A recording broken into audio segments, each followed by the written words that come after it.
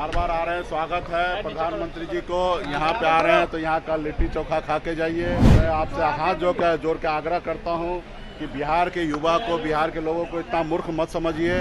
अभी वही जेडीयू है जिनके इधर 10 करोड़ रुपया का बॉन्ड आके किसी ने रख दिया और बैंक में डिपॉजिट कर लिया। जेडीयू खुद जो अपनी पार्टी ऑक्सीजन वेंटिलेटर पे है, वो दूसरे पार्टी को क्या तोड़ेंगे। नमस्कार, मैं पीयूष गुप्ता, फर्स्ट बिहार झारखंड देख रहे हैं। देखिए, वीआईपी सुप्रीमो मुकेश सहनी ने लगातार जो विवादों में रहे हैं टिकट को लेकर, आपको बता दें कि एक बार फिर से बीजेपी के तमाम नेता ने मुकेश सहनी के ऊपर जमीन लेकर टिकट देने का आरोप लगाया है। तो मुकेश सहनी इस पे सफाई दिया है।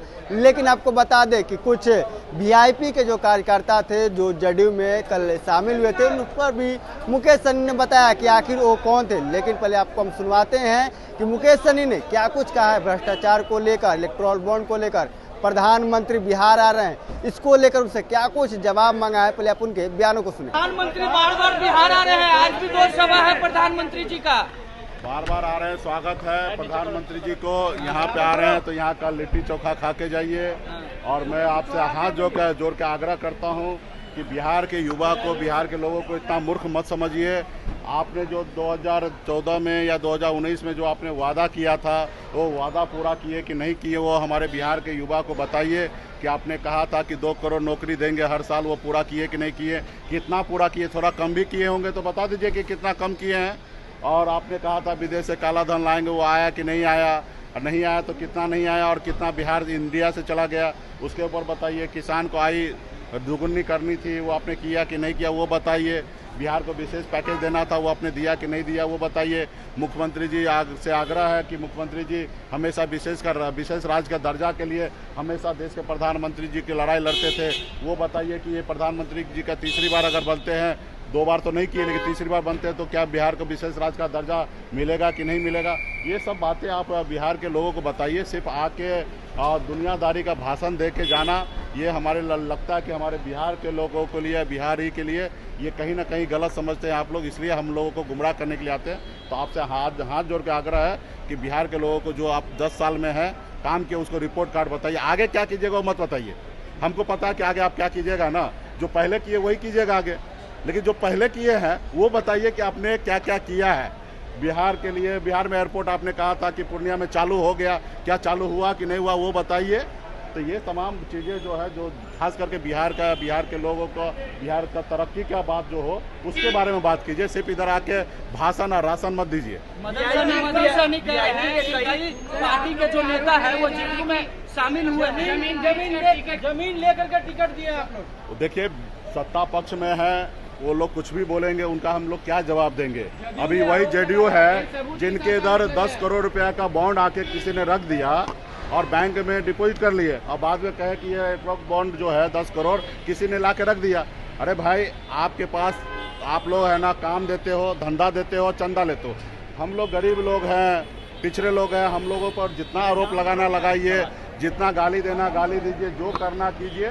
हम लोग गरीब आदमी हैं, गरीब को तो कोई माँ बाप होता नहीं है, गरीब को हर कोई टारगेट करता है। तो हम लोग छोटा पार्टी है, जितना टारगेट करना कीजिए। और रहा जेडीयू, खुद जो अपनी पार्टी ऑक्सीजन वेंटिलेटर पे है, वो दूसरे पार्टी को क्या तोड़ेंगे। एक आदमी को, 2 आदमी को किधर रोड से उठा के अपने ज्वाइनिंग कर लेने से नहीं होगा। उनकी पार्टी बताइए, वो बताए कि 2025 में क्या वो जितना 2024-20 में जितना सीट पे चुनाव लड़ा, क्या नीतीश जी उतना सीट पर 2025 में चुनाव लड़ेंगे।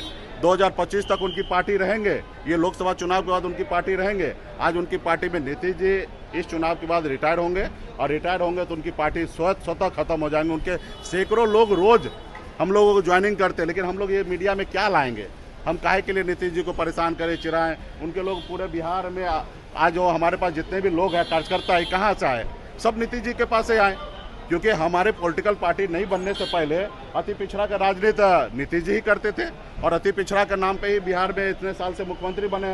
अब अति पिछड़ा का बेटा खुद आ गए, तो आज हमारे लोग जो उनके पास थे या भाजपा के साथ थे, सारे लोग हमारे पास आ गए। हम कोई चांद पे से हम लोगों को नहीं लाए, बिहार से ही लाए। आज हमारे पास लाखों के संख्या में कार्यकर्ता है, ये लाखों कार्यकर्ता जो है वो जेडीयू से आए हैं। और मदन सहनी हो या कोई भी हो, आने वाला समय में देखिएगा वो भी वीआईपी पार्टी में आएंगे।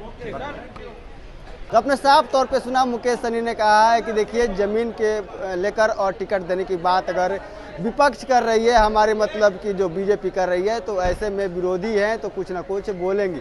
लेकिन वो बताएं कि अगर वो कहते हैं कि हमें हमारे ऑफिस में 10 करोड़ का इलेक्टोरल बॉन्ड लाकर कोई रख देता है और हम लोग ले लेते हैं, तो बताइए इससे ज़्यादा क्या कुछ हो सकता है। लेकिन वहीं पे बताया कि बिहार अगर प्रधानमंत्री आ रहे हैं तो पहले उनको भाषण और राशन के अलावा लोगों को बताना चाहिए कि क्या कुछ उन्होंने 10 सालों में किया है। बहरहाल इतना ही, इसी तमाम समझ रहे हैं। फर्स्ट बिहार झारखंड देख रहे हैं। पनोरमा ग्रुप, जो सोचता है वो करता है। आपके अपने सपनों का आशियाना। ये लो मुंह मीठा करो, आज मैंने अपना जॉब छोड़ दिया, अब हम पूर्णिया वापस जाएंगे। जॉब छोड़ दिया है? मतलब ये घर कैसे चलेगा? हम करेंगे क्या? और माँ बाबूजी क्या बोलेंगे? इसलिए मैं एक और मिठाई का डब्बा लाया। अपने बिजनेस के लिए लोन अप्रूव हो गया। अरे लोन अप्रूव हो गया वो तो ठीक है, लेकिन पूर्णिया में हम रहेंगे कहाँ? अपना घर भी तो नहीं है वहाँ। इसलिए तो एक और मिठाई का डब्बा अलग से लाया हूँ। हमने पूर्णिया में घर ले लिया है, पूर्णिया के ई होम्स पैनोरमा में। पूर्णिया में पैनोरमा ग्रुप लेकर आए हैं ई होम्स पैनोरमा। बड़ा घर, आलीशान जिंदगी और अत्याधुनिक सुविधाओं के संग। अरे अरे, अब क्यों मुंह मीठा करवा रही हो? क्योंकि हम घर वापसी जो कर रहे हैं। घर वापसी की खुशी पूर्णिया में ई होम्स पैनोरमा के संग। ई Homes Panorama, luxurious lifestyle redefined.